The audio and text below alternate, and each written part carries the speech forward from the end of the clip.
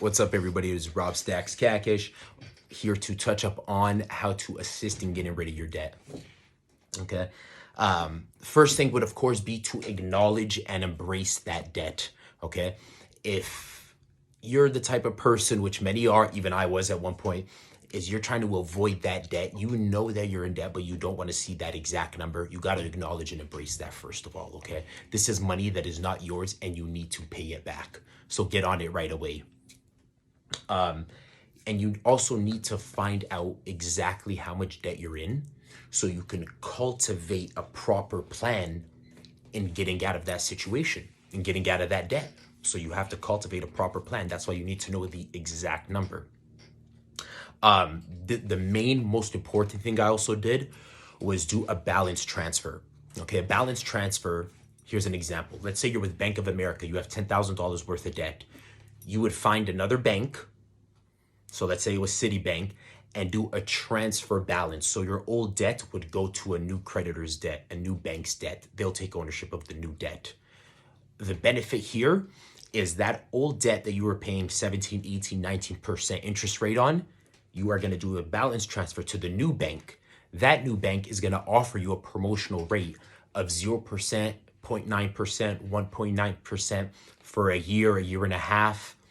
And it's a lot lower rate. So every time you make monthly payments, that will go straight to the principal of your debt instead of the interest rate. Okay. And how you find out it is Google. Okay. Just Google balance transfers, find the best rates you can, and move your old debt to a new credit card with a low APR. And you do that as long as possible. And when that balance transfer expires on the card that you transfer it to, you do it again and again until you can pay off your debt. Okay. Second thing would be truly being an adult about this and managing your money. Okay, finding out where your dollars are going. A lot of people don't like doing that. Majority of people don't like doing that, including myself. But obviously, I put the pedal to the metal with discipline, and I found out where exactly my money was going. And how I did that was on an Excel sheet. Okay, first I took all the money that I was spending. I went through all my credit cards, my online banking, my gym memberships, car payments, my sister's car payment, cell phone bills, everything, and I entered them. I entered them in an Excel sheet. So this is an example.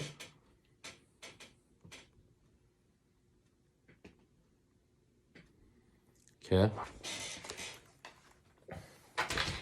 And that is going to track everything from the name of the card to how much you have to owe every month, the type of card, and the specific bill that it is. And that's how you can properly track where all your dollars are going. Okay, and update that every month, preferably every week, which I didn't do. I did it every month, but nonetheless, if you can, stop using cash. Okay, when you have cash, you feel badass. You spend a little here. Here's a 20, here's a 10, here's a 50, a couple of drinks, dinner, and it's out of your hand easier. Discipline yourself with debit. Try to use a debit card. It's a card, so you're probably going to use it less.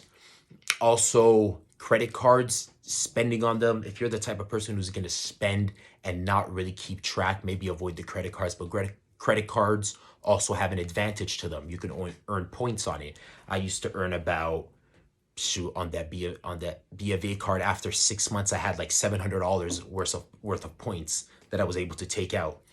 Also, using your credit card over time, you'll be able to increase how much you have on that credit card. So let's say they only gave you 10,000. If you use it over time and pay it off, they'll upgrade you to 15,000, 20,000, etc. A higher limit is what they call it, increasing your limit. So that's also a good thing for the future as well. Oh yes. Also, eliminate unnecessary things. It's a small thing, but nonetheless, I did it because it was pointless. I put LA Fitness membership on hold, which was $10 a month. I look back 2 years later and I'm like, I've been paying on this $10 a month and I've never been to LA Fitness. I don't go there anymore. I go to 24-hour fitness. So that was one thing I cut.